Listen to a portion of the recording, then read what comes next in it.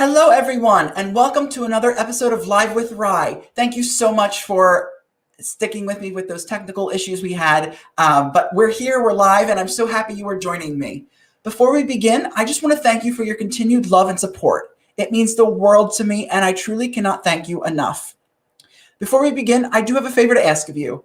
If you're joining on YouTube, hit that subscribe button and subscribe to my YouTube channel so you never miss an episode of Live with Rye, and to see all of my other content that I post on there as well. Second, follow me across social media. I love hearing from you, and let's continue this conversation. So you can visit me on Instagram and Twitter at Rye_Myers, and I'm on Facebook at official Rye Myers on Facebook. It's the same Facebook page, just a new Facebook name. You'll also see my website scrolling across the bottom of the screen as well. Head over there to rewatch all episodes of Live with Rye and to see all of my other exclusive content, including the launch of my new production company, Rye Entertainment. And you'll also see scrolling across the bottom of the screen as well, rythenewsguy.com/donate. If you are so inclined, I would love if you'd consider helping support the show. I love bringing you all this exciting content, and your support would mean the world to me. So you can go to rythenewsguy.com/donate. And if you are so inclined, please feel free to support. You'll see that website scrolling across the bottom of the screen throughout the show. So if you are so inclined, I would love the support, but your kind words mean so much to me as well. And with that, let's get started. And help me welcome my incredible guest, Yannick Bisson. Hi, Yannick. Hello, Ryan. Thanks for having me. Thank you. Thank you for doing this. I'm so happy to talk with you. Oh, it's great. Now, I have to apologize. I'm doing this from my car because of unforeseen circumstances. However, it is kind of glamorous because I'm coming to you from Malibu. So not so bad. Well, I have to say that I'm jealous about, because I wish I was in Malibu right now. It is, I'm in New York City here, and it's 3 degrees, and it was chilly. So I wish I was in Malibu right now. Well, fair enough. I'm heading back your way soon, so I'll be in that cold weather myself. Yes. Well, let's get started. What has it been like to star in Murdoch Mysteries now in its current 14th season? What has that experience been like for you, being in it from the beginning? Well, it was completely unforeseen. The type of show that it is, it being a period show, murder mystery show. When we started back in 2007, there was nothing on the air like that. There were no period shows, like literally none. And so I didn't have huge hopes for the show, but I put my heart into it. I felt very blessed to be part of, a great cast, really strong writing. And I felt like it had a lot of the best parts possible for a TV show. And here we are after Plan A, Plan B, Plan C, 15 years later. It's quite something, and I feel very lucky. Yeah, I would say so. I can't believe that it has gone on for so long, and it's exciting because you can watch it on Hulu. It's on the CBC, but that must really feel good as an actor to have your work sort of live on for so long. Well, yeah, I guess the truth is now most of my extended family actually says, "Oh yeah, he is an actor," It's not just pie in the sky, because for years and years, you as an actor, you work super hard, and you act in a vacuum a little bit. You Right. kind of work and do stuff that gets distributed, other parts of the world, and not really necessarily where you shoot it. So people don't exactly get to see what you work on, and especially your family. And now they do. It's pretty much everywhere in the world. Yeah, what a blessing. That is awesome. Talk to me about the popularity of the show. I mean, how does it feel to have a show, obviously, that's been going on for 14 seasons, but has such a huge audience base and is such an acclaimed series? I mean, what does that feel like? There is a huge audience following. Yeah, it's quite something. I mean, the social media has really sort of brought that to the front, knowing that people in the Middle East are watching the show, people in the South Pacific and Europe, Eastern Europe, around the world, and It's really quite something. It's not something that I anticipated at the beginning. We were just sort of launching. I think I got Instagram or something in 2015. So in those days we were just sending it out there and hoping for the best, and then foreign distribution happened, and you just sort of go, oh yeah, great. I'm glad somebody out there is watching it, but you don't really get a chance to interact and know who those people are. And now you talk. I get people talking to me from Brazil and Iran and all these different places, and Italy, and if my wife and I travel, or if I travel with my family, you have people coming up to you in the strangest of places, and it's quite something, to know how far into people's living room you actually go. Yeah, I would say so. That is super exciting. And I mean, just that feeling alone of doing that. And you were saying with the fans, you have a lot of Instagram following and Twitter following. Did you expect this from the start when it first started? Did the cast expect this? I don't think so. I think I think it's a pretty solid bunch of people Yeah. that stand on their own 2 feet. It's an added bonus, I would say, for the most part. Nobody's gotten, because it hasn't always been easy on our show. Season 5 we got canceled with the broadcaster we were on at the time, and then we got sort of brought back to life with a second broadcaster, the CBC. And so there was no point, I think, along the way where everyone said, yeah, you know what, I think we're doing it, we've made it. You know what I mean? We've Right. fought hard, we've worked hard, and I guess everyone is enjoying the fruits of that. But it's a tough show to do. Hmm. Everybody has to be all hands on deck, so there's no sort of easing into it. What about the show do you think has drawn fans for so long, that has made it so popular? Is there something about the show? I mean, it is so unique in its own way, but is there something for you and or amongst your cast that you all have realized that makes the show so special? Oh, I think every aspect of the show is crucial and necessary. I think what makes the show as successful as it is all of those tiny elements. I met with a friend yesterday, Tom Bergeron, whom you may know from Dancing with the Stars and Yes. America's Funniest Videos, and he said, my wife and I don't necessarily agree on which part of it we like the most, but we do agree that we love the show. And he talked about how he loved how things got haphazardly invented and say by Crabtree or something like that, and there it is, the fax machine or Yes. Scotch tape or whatever, and the most basic things, and Murdoch will say, oh, that'll never catch on, as he inevitably will say. But some people cite the historical references, the historical characters, what they learn in the show. The some of them it's the forensic aspect, some of them it's the romance. Yes. Everybody's different, and I think the key that makes this show work is that we're able to do all of those things because we're not taking ourselves too seriously. We are, tongue planted firmly in cheek there. We do sort of bring people like Alexander Graham Bell and people like Yes. Tesla through our world, and Mark Twain, and all Yes. of these people, Yeah. and weave them into this clever world, and it's fun to be able to do that, because I tell you, 15 years of doing the same thing, well, how would you feel?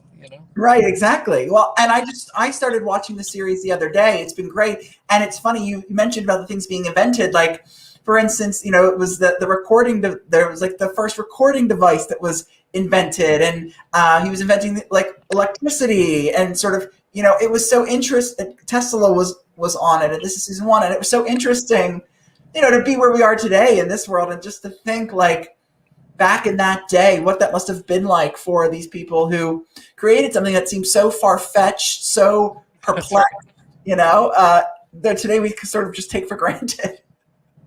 Yeah, it's the everyday mundane sort of things that we all touch and deal with and live with. Mhm. or even things that have come and gone, fax machines and different things like Right. that. Like we can poke fun at that and bring it into to the Murdoch sort of world. And I think people get a laugh, get a kick out of it. And it's a lot of fun. Yeah, for sure. So I understand you are a producer on this. You've been a producer on the series. What has that been like for you? And what are some of the roles a producer does on the television series?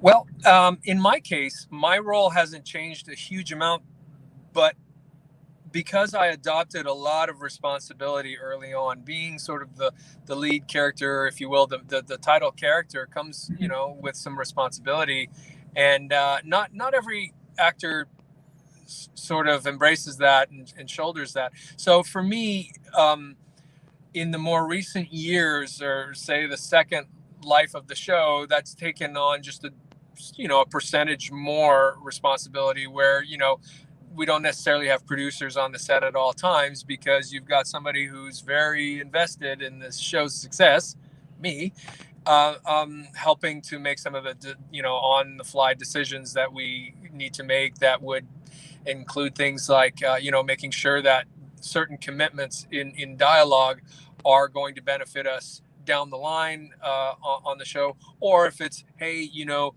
we can't really say that for that character, because remember in episode such and such they said they would never do this. You know what I mean? Just maintaining a little bit of that intimacy of the show, that it's just another set of eyes and ears to make sure that we maintain the quality and the integrity of the show that we've had since the beginning.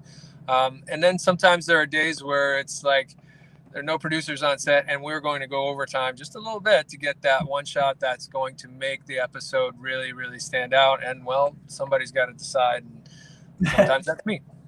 Yeah, it's a very important role. Do you hope to produce more shows in the future, or be a producer on more stuff in the future? Absolutely, and that's something I've been actively doing for a number of years. For example, I'm heading home to Toronto next week. I'm producing, directing, and starring in a Christmas movie that we're going to do before winter's completely gone. So yeah, absolutely. I mean, there's so much more creative input that you have, that you lend to a project when you're wearing a couple other hats, especially directing. It's a real accomplishment to produce something and to put all of the people together and to make it happen, and then you get to work. You really start to sort of shape it creatively, and then as the director you also get to pick who your actors are going to be. And so that's what I've been doing this week, and part of the reason I'm stuck in a parking lot today. But it's a whole lot of fun, and something that I really look forward to doing a lot more of. That's very exciting. With this Christmas movie you're working on, will it be ready by next Christmas, by Christmas of 2021, do you think? Yeah, absolutely. Yeah, you'll be able to find it on one of the heart channels, I'll just call them. Awesome. That's great. So this recent season that you're working on, I know has obviously been impacted by this COVID pandemic that we're in. What are some challenges that you had to through on set filming, and what were some positives? Was there anything that you felt that you learned that was positive for you, maybe that you took away from it? Wow. There were some challenges logistically, but it's funny, I think everybody's been impacted by this. Everyone has had to adopt safety measures and protocols. So in that regard, it's not really different. Everybody, you go out your door, you have to have your mask on. You have to observe social distancing. You got to be smart. You got to, the number one priority for all of us is to make sure that we don't put people that are at risk at further risk. So, we're all observing that. And so when we went back, we were probably one of the first shows in the world to go back to filming during the pandemic. And we had a strict set of protocols. We divided all of the studio into different pods so that people wouldn't cross. It became a really high-tech operation. And we had stations for sanitizing. We had stations for doing your COVID testing on a regular basis, all of that. So really, it was just like everybody else, except that we were shooting a movie. We had cameras rolling, and right at the last moment when we rolled, we would take our masks off, the people on camera, and then everyone that's in that immediate few feet of you would have the additional shield to, well, technically it would be to protect themselves, but it just created that extra barrier layer. So that was the main thing. And then, for me, I was directing, it was my first time directing a block of 2 episodes simultaneously, which typically all of the other directors do. But that was the first time for me doing that size of a directing commitment on our show. So here I was doing 2 scripts at a time and acting and having to make sure that all of the protocols were adhered to for my own safety, but also as the lead on one of the first shows to go back to production, there's a lot of pressure. And so everybody was all in, and we, to a man, we got right to the end with no problems. We had somebody come back with a positive test, which ended up being a false positive. So that's a pretty good story. I feel pretty good about that. No, that is good. And that's great that you sort of were able to get through and be one of the first people back on a film set, on a television set in the pandemic. That is great. Was there something that positive from that experience, or something you learned that, maybe you looked at differently coming away from dealing with filming in this COVID experience? I know right now it's so unpleasant, this pandemic, but was there something you took away from filming in these protocols and dealing with everything that maybe made you a better actor, or you learned about the process that surprised you? One of the things, and it's more about one of the things that I missed, is whenever we would go off our set and we would go to one of these really small towns and film on location, people would always welcome us with open arms. We've become, very close with a lot of the business associations, a lot of the people, the shopkeepers on certain streets and things like that.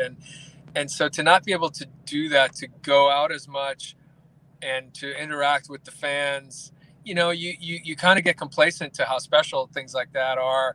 And so to not be able to do it for an entire season was tough. We had a couple of things that we were able to allow for some photos, with our masks on and things like that. But interacting with the fans at that level, I think, means a great deal to them and to us. So I kind of felt like, wow, that's something I took for granted that, I came away with at the end of this season. The other thing too, and we all know this, is that, 2020 was not just about the pandemic, that we sort of had a harsh reality check about, inequity out there in terms of, people of color, Black, Indigenous, and all that really came to the forefront. And those are some of the subjects that we really wanted to tackle, but also going forward to really make large sweeping changes in terms of representing. So that's some of what was going on behind the camera as well. And I'm looking forward to, being able to show people that going forward. God willing, we do. I certainly hope so. Switching gears real quick, I know that charities are near and dear to your heart. Can you talk to me about some of the ones that you are involved with and how we can help out in any way?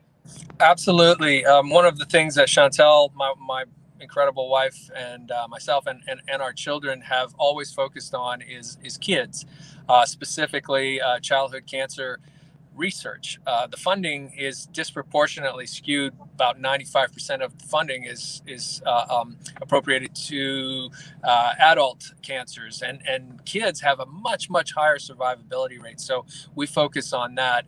Resources, wraparound resources like Boost for Kids in Canada, and that's basically starting to get spread out everywhere, and it's a resource center to make sure that kids at risk are able to be taken care of when there's a situation. For instance, if they're pulled from their home, or if there's an event that negatively impacts them, they don't have to undergo the trauma over and over and over through all the court process and police and all of that sort of stuff.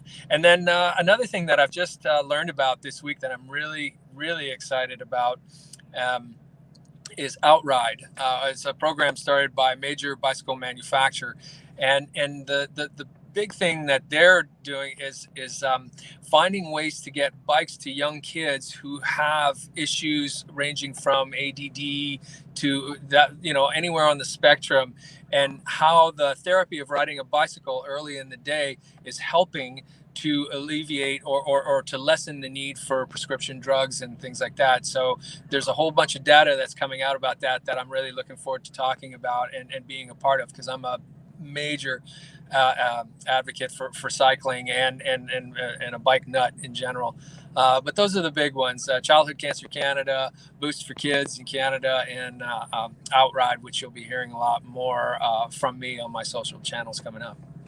Well, that's just great to hear. And that Outride, I mean, especially what a difference that sounds like. It's going to be a game changer for sure. I mean, absolutely. And, that impacts the environment. It impacts transportation in neighborhoods. It gives people that have, less advantage the chance to get themselves to work and to other neighborhoods through the benevolence programs that are being done to provide the bicycles as well. Kids getting to schools and in poor neighborhoods, all of that.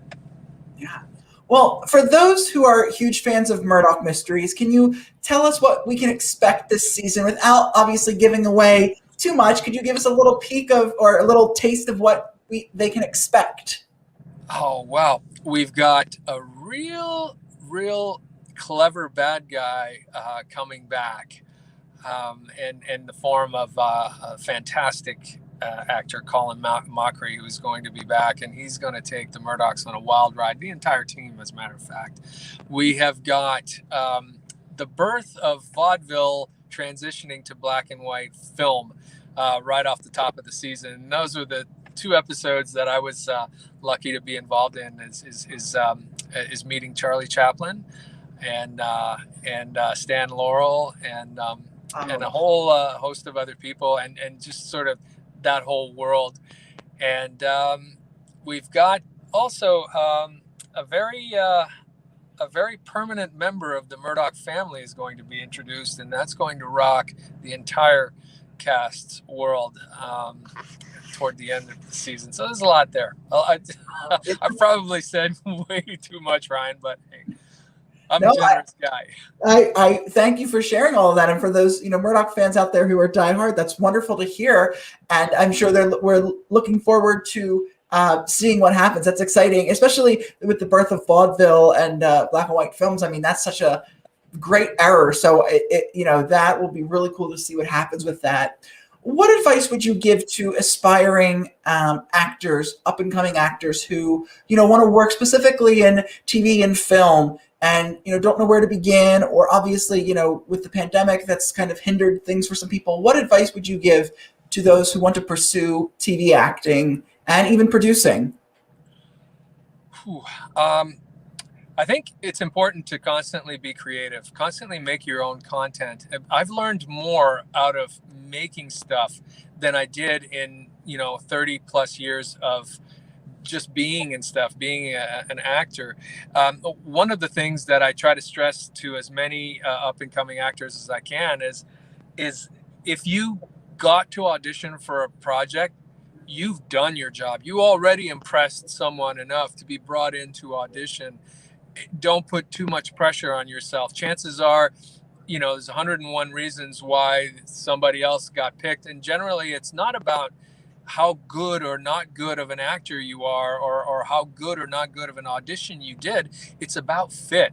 Every project that you make, and that's why I encourage people to make stuff, it requires so many diverse pieces being clicked together like a Lego, that sometimes one person will fit better than another, and you're still great. You're still a great actor. Hang in there. You will be the missing piece on the next one. I love that. What great advice. Well, Yannick, where can we keep up with you on social media? What are your handles? Okay, so it's Yannick_Bisson on Twitter and Instagram. That's I try to keep it to just those 2 because it's so time consuming. I don't type fast. I'm not like really quick on the creative with my thumbs. So I need a lot of help, but that's basically it. And then if you follow the Murdoch channels, they'll basically direct you to any Murdoch content that you're that's coming up that you're looking for. We do have a Audible podcast with a whole bunch of extra Murdoch content. You could find that on Audible. It's fantastic stuff. You can if you've watched the show from beginning to end, this is still additional content. If you've never watched the show before, the content stands on its own. And we've got an AR game coming up that we teamed up with MetaStage. This is 360-degree capture technology. So basically, it's going to be an interactive pursuit. So you will help along with Murdoch by your side to solve mysteries, and it's hard. I had to make it, and I will tell you right now, if you think you could solve a mystery, let's see you put your money where your mouth is, and that's coming up soon. I unfortunately don't have the information yet. It's coming.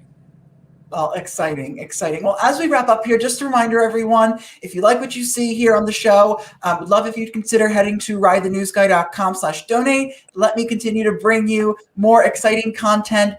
If you are so inclined, it would mean the world to me. But Yannick, thank you so much for taking the time out of your busy schedule to talk with me, to tell us about the current series, your role in Murdoch. It has been wonderful to chat with you. Thank you for your time, and I'm glad we were able to chat today. Oh, thank you so much. And sorry about the technical difficulties. I really appreciate you having me on the show, Ryan. Oh, it's okay. Thank you so much, Yannick. All the